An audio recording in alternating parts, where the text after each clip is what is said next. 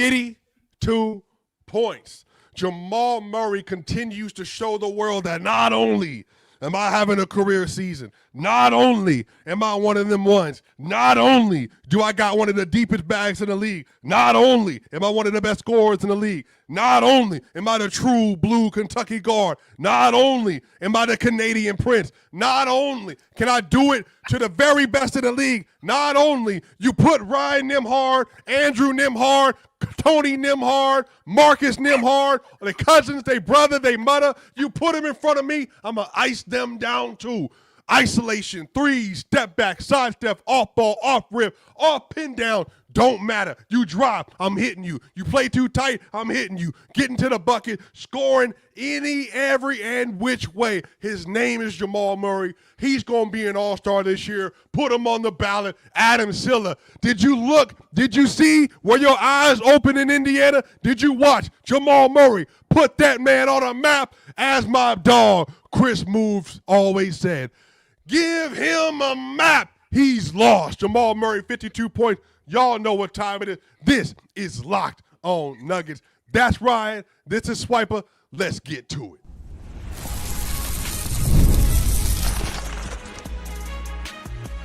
You are Locked on Nuggets, your daily Denver Nuggets podcast. Part of the Locked On Podcast Network, your team every day. What's going on, y'all? Welcome to Locked on Nuggets. This is your daily Denver Nuggets podcast. Y'all know what time it is. This is your boy Swipa. I'm with Ryan Blackburn. And my friend, I just want to say, my brother, happy birthday just for you. Jamal Murray dropped a 52-point masterclass. Thinking about Ryan Blackburn. Jamal, if you're watching, please drop it in the chat. Let your brother know that you appreciate him because you know Ryan Blackburn's always had your back. Ryan, happy birthday. Chat, I hope you're having a great day. I hope you feel good.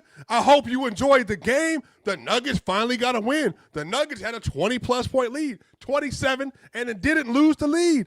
The Nuggets have now had a lead of 12 or more in 20 of the 21 games they have played this year, and they finished the job. Shout out to the Denver Nuggets for the great win. Also, today's episode is brought to you by Game Time. Download the Game Time app, create an account, and use code LOCKEDONNBA for $20 off your first purchase. Brother Ryan Blackburn, 29, grown man. How are you feeling today, my friend? Yeah, it's been a good day. It's been a good day. Hard to complain, especially when Jamal puts on a show like that. I was thinking about this game, not for too long because I had other things today that I wanted to take care of and take care of my family and things like that. But no, we had a good time, and I'm excited to kind of sit down and check in. My brother brought in some great takeout, and we were able to sit down and watch this amazing performance by Mr. Jamal Murray himself.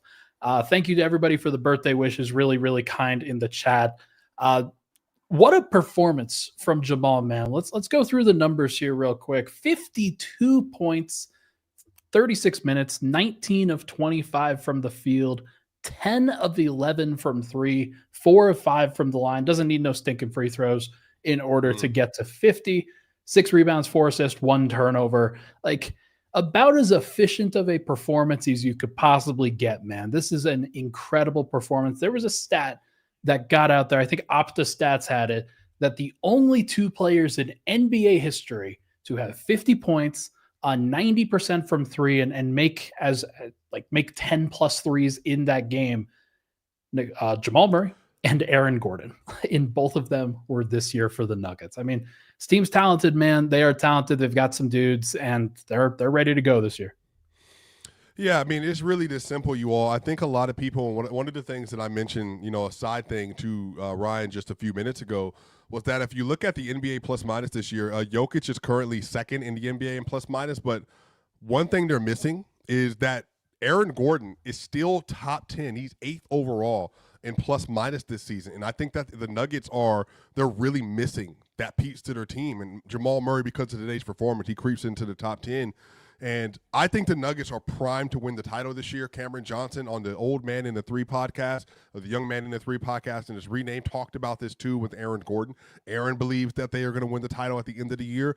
They just got to be healthy when they get there. And what I think, Ryan, gives Nuggets players, coaching staff, trainers, fans, everybody encouragement is that you always have this in your back pocket, that any given night, Jamal Murray could go absolutely bonkers. And one of the things I love most about this Ryan Blackburn is that he didn't just do this to anybody. Ryan, he had Andrew Nembhard, who was my Eastern Conference Defensive Player of the Year through the playoffs last year, guarding him on most of these possessions.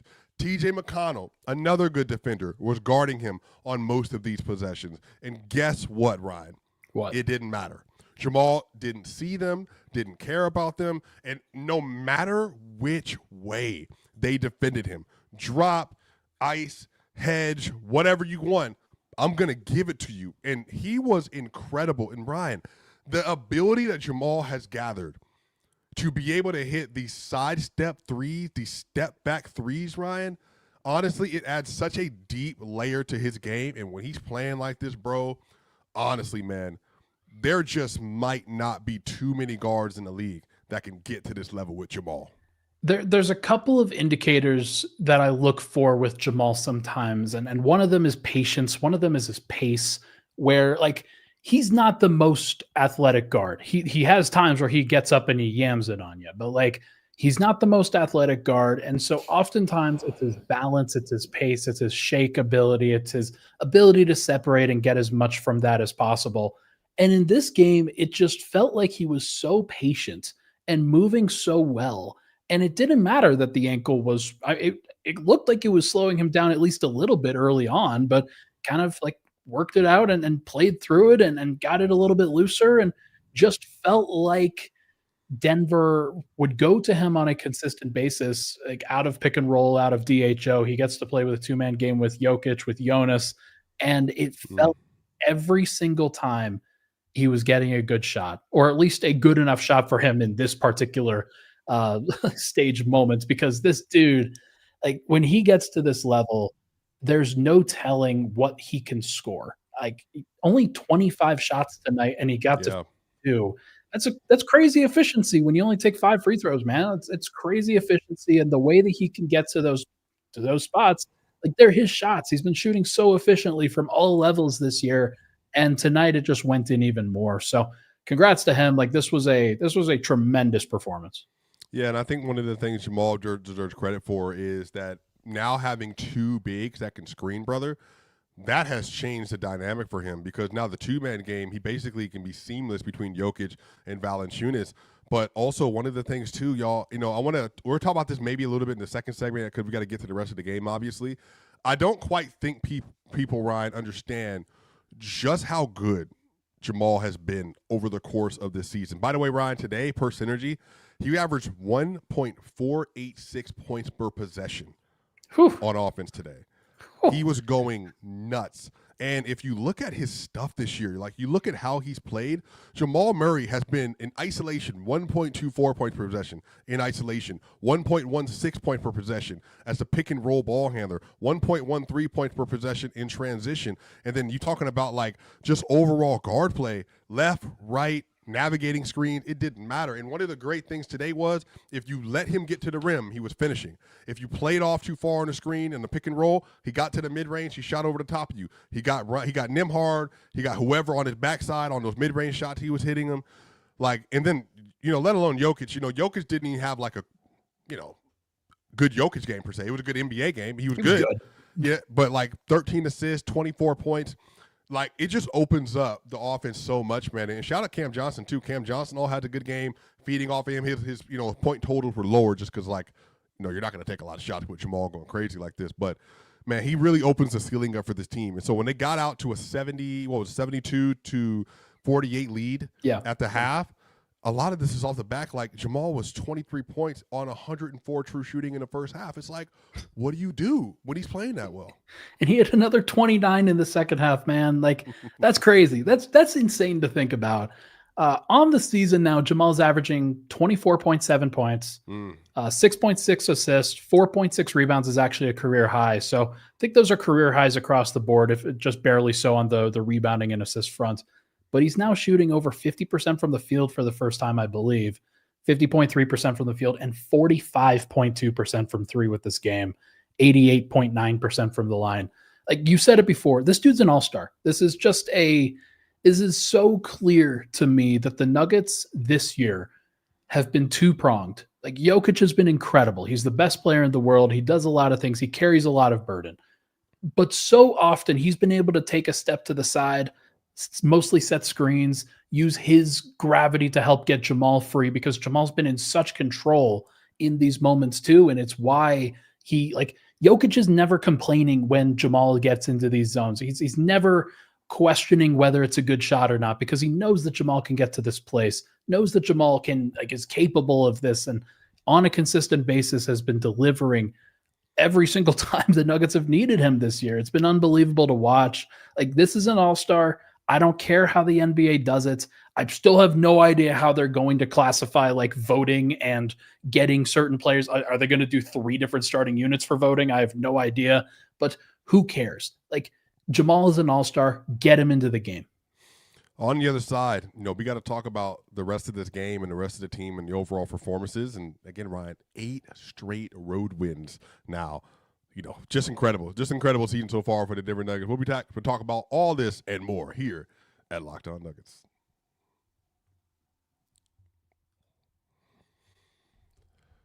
What if sports were traded like markets? Now you can put your sports IQ to work in real time with Robinhood prediction markets. It's not you against the house. It's you participating in a live market. You can buy or sell your positions live all game long. Use your sports knowledge in the moments that matter. Robinhood prediction markets changes the game. It's people moving the action. So when momentum shifts, you can move with it. I always knew the game, but never had a dynamic way to apply that knowledge. Now I can actually take part live in a market powered by people. You're no longer just a spectator. Play by play, you decide. Trade every play with Robinhood. Now available across the U.S. Download the Robinhood app now to begin. We'll be back for segment 2 of Locked On Nuggets. We're back here for segment 2 of Locked On Nuggets here with Ryan Blackburn and Swipa. Thank y'all so much for joining us post-game after Jamal Murray absolutely lights up the Indiana Pacers on the road for 52 points. Make sure, if you're listening to this on Apple iTunes or Spotify, give us a 5-star review. That way more and more people can listen to the great content being made here at Locked On Nuggets. If you're watching this on YouTube and you're saying, who's the 29-year-old with the great hair? I want to follow that guy. Hey, give us a subscribe. We're on the way to 15,000 subscribers on YouTube. Give us a like and a share as well. Ryan, you want to share what you just put up on the screen? Yes, I do. According to OU Big Mad on YouTube here, he brings us to the information that Jamal Murray joins Wilt Chamberlain and Michael Jordan as the only 3 players in NBA history with multiple 50-point games on the road with 75% shooting or higher. That's an incredible stat. I assume that it's legit. I haven't fact-checked it myself, but if true, that's an unbelievable stat. And it shows, to me, it has always showed the level that Jamal is capable of getting to. And it's why Nuggets fans have been a little bit frustrated at times because you see these flashes, you see this ability, you see the levels that he can reach. And then in previous years, it's been back to, 17 points on 18 shots, 12 points on 15 shots, yada, yada, yada. But not this year. This year, he has been extremely consistent. He's raised his level overall. And that's just a crazy number to me and just another way to show just how great he's been so far. By the way, saw another one from Polymarket Hoops. Jamal Murray now has the second most games in NBA history of 50-plus points in 5 or fewer free throw attempts. Only Steph Curry has more. Do you think this is going to be a part of Jamal's legacy? When you think about him and his peak and all these scoring runs, he's going to have all these stinks next to Steph Curry. Him and Larry Bird, I think, are the only two players ever on a whole finals run from first round to finals. I think to be able to shoot 25, 5, and 5, I think on what was it, 47, 48 splits, 39 and 90% from the free throw line. I remember when I tracked that then, it was Steph Curry. Steph Curry's done that as well. Larry Bird and Steph Curry. He's going to be like, here are these all-time greats. Here's Jamal. How do you think he's going to be remembered, like, in this era? Playoff riser, somebody who, when the pressure gets highest, he responds really well, or at least he has over the course of his career. The highs have been extremely high, and when you think back upon this era, I think you're going to look at it as the parity era, other than when Jokic and OKC really kind of both rose at the same time, and that's where it's kind of evolving to now. But I think a lot of people are going to look back at the last, or really Jamal Murray's career and think, holy cow, this is an insane talent. This is a player who has the highest of highs, got to play with Nikola Jokic and really thrived as the complement to what Jokic did best. And he doesn't get enough credit, I don't think, for augmenting what Jokic does really well and giving Jokic an even better pick and roll partner, somebody that he really works with well and sets him up in an extreme way and takes some pressure off of him. It's the perfect balance, I think, between how aggressive Jamal should be versus how aggressive Jokic should be a lot of the time. And they've run this two-man dance as well as anybody has in NBA history. That to me will be the legacy. This is the best two-man game in NBA history. And it's up with the Stockton and Zen Malones. Yeah, I think the thing is they have to probably win one more title to solidify that for sure. But yeah, I mean, we have 10 years of this now. And I think the time spent means as much as anything. And Jokic, I'll say, Jokic has been good. Well, let me not say that. Jokic has been great. If I just did, it's not Jokic out there. Jokic has been great, right? But Jokic has definitely felt to me like he's not been in the most chipper mood of all time. As of late. What? And maybe again, shout out to D-Line from DNVR. He always talks about this. Pre-Jokic, which is December 15th, it's just always a wash. It doesn't matter. Jokic post-Jokic after December 15th. So we'll see. Hopefully we get to that point, where they're able to kind of lock in together. But I do think you're right, and I've said this for years. Jokic is water. Jamal Murray is fire. You know what I mean? That is how the Nuggets work. That's what makes them so special. People talk about Shaq and Kobe in the comment section. I remember doing an article back for Denver Stiffs back in 2019 when Jamal signed the extension, and it was a rookie extension, probably based off of his actual production at the time was probably a little bit rich, but they trusted him. They believed in him. They thought that he could get to a level like this. And I wrote that Jamal Murray, the Nuggets are betting Jamal Murray will be the next Kobe Bryant. And with Jokic being in comparison to Shaquille. And to be honest, it may not have gotten quite to that level, but you can see where the comparisons are. You just can. You can understand what it takes when Jamal is at this peak. This is the level that they're asking him to get to. This is the level that they're paying him to get to, and have hoped he could reach on a more consistent basis. It hasn't been consistent enough for most of his career to reach all-star games and to reach multiple titles and things like that. But there's still time. There's still plenty of time in these guys' careers, man.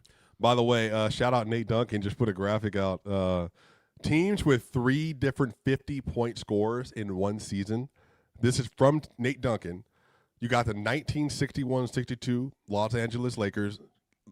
I guess you can guess 2 people on this list. Let me see if you can guess the first 2. 61-62. 61-60. Oh, for the Lakers that year? No Wilt Chamberlain. He wasn't playing there then. It would be Elgin Baylor, probably. Is Gail Goodrich too? Is that too? Jerry West is it's the second name. Jerry West is the other one. And then Rudy LaRusso. People probably don't remember who that Rudy is. LaRusso. That's another one. That's funny. And then you got you were close. And then you got the Goodrich is a name pool, by the way. People do not remember him. And then you got the 2018-19 Warriors. Steph Curry, Klay Thompson, and Kevin Durant. Could have guessed those guys. And then now the third team ever with 3 different 50-point scorers is the 2025-26 Denver Nuggets in the first 21 games of the year I add, with Aaron Gordon, Nikola Jokic, and Jamal Murray. So for me, Ryan, this speaks to proof of concept for us that we did say the Nuggets can win the title this year.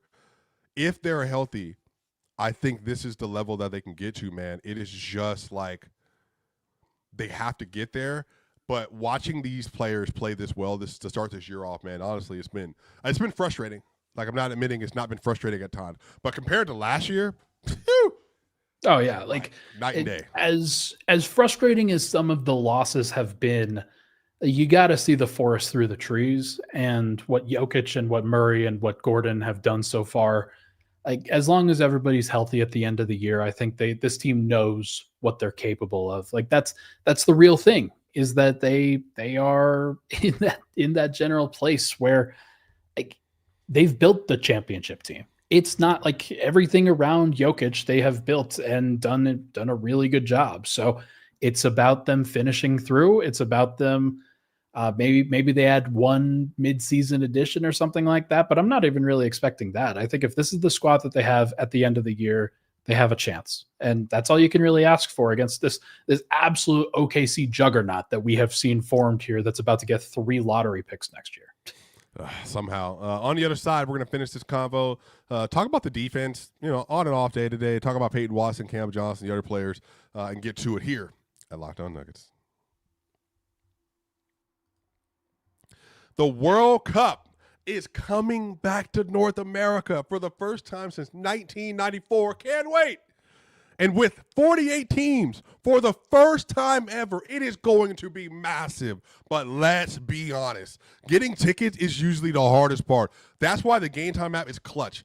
Finally, giving fans a real advantage when it comes to snagging seats. With Game Time, you can track price drops in real time, get alerts when great seats open, and buy tickets the moment they hit the app. It puts the power back in your hands and make going to the World Cup realistic instead of impossible. Now, you pull up the app, the layout makes it so simple to scroll through the matchups and compare seat view. You pick a game, you tap a section, and have your tickets locked within minutes. No confusion and no hunting for the fine print. Y'all, I am easily one of the biggest women's national soccer team fans you will ever see.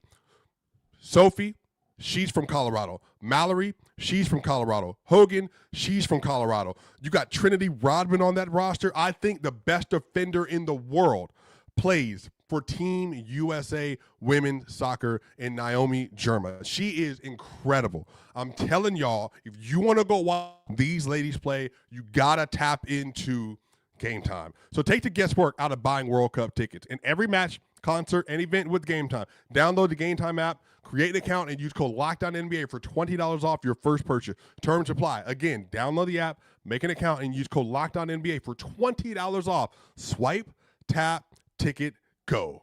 Game Time. We'll be back for the final segment here at Locked On Nuggets. We're back for the final segment here at Locked On Nuggets. Shout out to you all, Ryan Blackburn and Swipa in the house. And I am not kidding.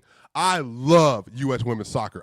The last jersey that I bought is Sophia Smith, who is from Colorado. I am not kidding, Ryan. I am 100% going to be at the World Cup.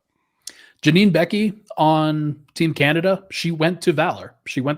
And got to know her, not really well, but just like seeing some of the stuff that she's been able to do. Like, she's like insane. And some of the talent, and like, Women's World Cup has always, to me, been a little bit more interesting. So I understand it. I totally get it. There's a lot of talent. So I'm excited for it. It's going to be a lot of fun. Yeah, I honestly, legitimately, y'all, can't wait. So, Ryan, I would actually say, man, how do you feel about the defense today? Because it was like a tale of two halves. The first half, dominant. By the way, Ryan, they went on a 32 with 8 minutes and 13 seconds left. Good brother. The score was 40-39. The Nuggets then said, all right, bet. They won on a 32-9 run in 8 minutes and 13 seconds to close out the second quarter. How great was that? Man, that started with a 12-0 run, and it forced a timeout for Indiana, and then they just kept going. It was a Even after that, you take after that, it's still a 20-9 run after the 12-0 run. So just a really impressive performance from Denver. They were able, like in the first half, I'll say second half, they did let go of the rope, but part of that was, hey, you're giving up a lot of fouls. I'll say there were some fouls that I thought were shaky, some fouls that I thought were fine. But that's what happens when you're up 25. It just happens. You're going to lose focus at various points. It's about rounding it back into form, not fully letting go of the rope there. And like, look, they did their work in the first half. They did a great enough job there. As long as you don't completely let go of it, or you're still scoring at that point, because the reason why Denver lost that San Antonio game was because of the, like, on top of the defense collapsing, the offense collapsed too. They only scored like 52 points or something in the second half. That can't happen if you're going to give up 70. If Denver's going to give up 70 like they did in this half, they still scored 63, and credit to Jamal for that. He had 29 of those 63 in the second half. Yeah, man. Yeah, just incredible, man. Also, Peyton Watson today, Ryan, he only gets credited with 3 blocks, but good brother. He blocked 3 jumpers today, and one of them they called a foul. And I think he got that one on Pascal Siakam, which I went back and watched the play. He didn't even make contact with the lower body. I just think they were shocked with like how rough it was. And maybe because it was like first 2 minutes. Oh, they called it because he hit the wrist a little bit, but it was after he swatted the hell out of the basketball. Like it should have absolutely been a block. So he had that. He also had a rim block against Tony Bradley today. Yeah. That was really good. He got a foul call on that. So that's 5 possessions. He got his hand on the ball versus shooters. And again, Andrew Nembhard, as everybody knows, is one of my loves of the NBA. Andrew Nembhard, Nickeil Alexander-Walker, Chris Dunn, they're all in my little special box, right?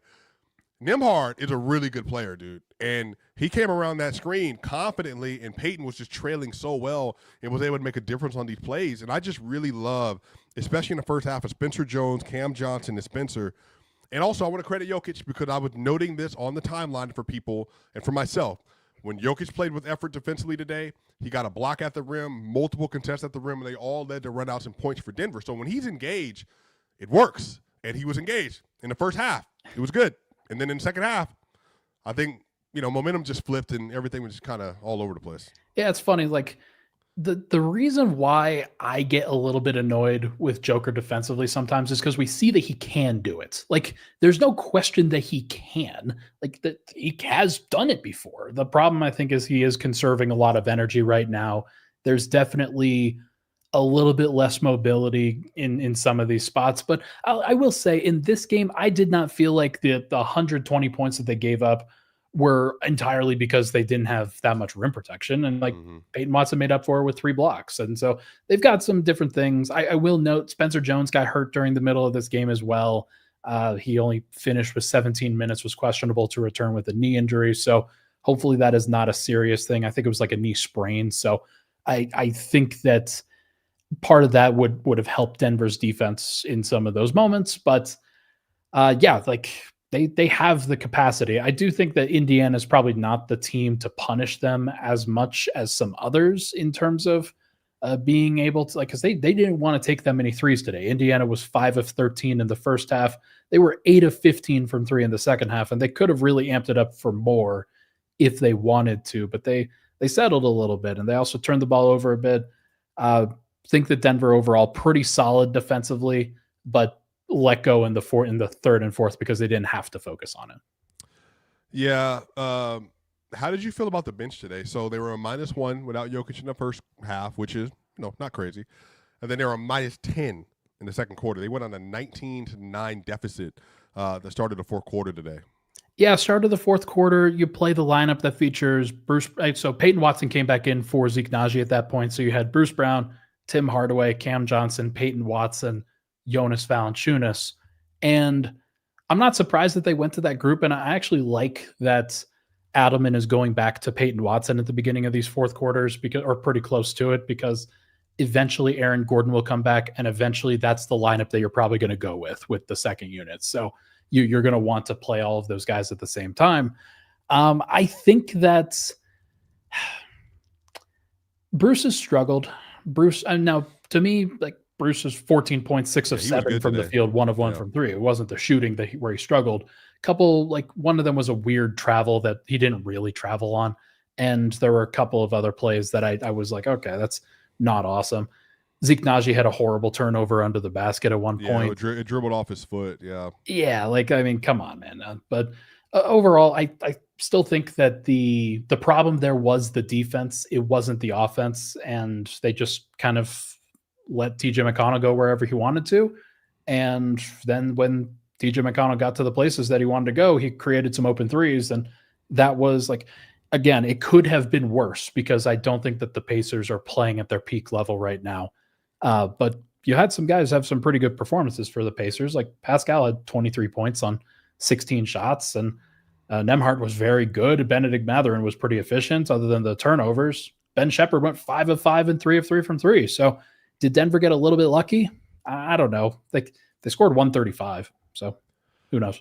I don't think it was luck today. I really just think that, the Pacers, they were down 27. At some point, an NBA team is going to be an NBA team. They just came off a title. And most of their players are there. Yeah, and they're pressuring full court too. Like I think that's another thing for sure. Yeah, I was going to ask you about that actually. So I don't know if you noticed, but the Nuggets eventually went to Jokic bringing the ball off the floor to give Jamal Murray a break. But you know who they went to primarily to be the full court press release? It was Peyton Watson. And he got one layup that he missed off of it. But he still pressed it correctly. Yeah. But then he got another one where he actually made the layup on, and he didn't get the ball ripped. And again, it wasn't like it was a slouch defender. It was Ben Shepherd and Andrew Nembhard that were covering him. Do you like the fact that they're giving him those reps to bring the ball off the floor early in the season? Of course. I mean, this is like a October, November, December basketball. You're trying to establish who you are. You're trying to establish what kinds of things different players are good at. And David Adelman has talked about this before, that he's going to go to different players and test them in different situations just to see what works and just to see what they can go to in different spots. And so, yeah, like at the beginning of the fourth quarter where you have Peyton Watson come back into the game, you want to see what he could do against ball pressure. You want to see how he handles it. And I gotta say, man, like, I know it hasn't been perfect, especially like shooting efficiency from 3 hasn't been as awesome for Peyton lately since some of the big explosion games. But overall, he's impressed me with everything that he has done. And I think he's gone about this in the right way and adapted to what the Nuggets have needed from him for the most part. And like, I just have very few complaints about the way that Peyton Watson has done things. I do think the finishing around the rim is still important and something that he's got to get better at. But if some of those shots are dropping a little bit more consistently, then yeah, I mean, he's a starting caliber player. Yeah, as a starter this year, including today, 15.3 points, 6.4 rebounds, 2 assists a game. He's shooting 54% from the field, 42% from 3, and 83% from the free throw line as a starter. 64 true shooting. That is a legit starting 2-guard, dude. Yeah. Like it's exactly what you want. And maybe he's a 3, maybe that's where he ultimately lands. But like for what Denver has needed right now, like it just, they have 6 starting caliber players. Peyton Watson has turned into the best player off the bench for Denver. And now he's in the starting lineup and really helping them while Christian Brown and Aaron Gordon are out. I'm very curious to see whether he can keep this up when those guys do come back and what those rotations look like and whether he's going to get enough Jokic minutes and usage and things like that to really justify what his role should be. So, but he has stepped up. He's done everything that they've asked him to do, in my opinion. Look, that's going to do it for today's episode of Locked On Nuggets. We got more coming for you soon. That's Ryan Blackburn, the new 29-year-old man, one of the best voices in Colorado sports, and he's been dedicated to this craft since 2016. 16 was when I started writing it for Denver Stiffs, and then took it over in 2019. Been a long road, folks, and excited for where it continues to go. It's only up from here, man. Look, y'all, we love doing this every single day. Shout out Matt Moore. Shout out Ryan. This is Swipa. Y'all know what time it is. We'll see you soon here at Locked On Nuggets.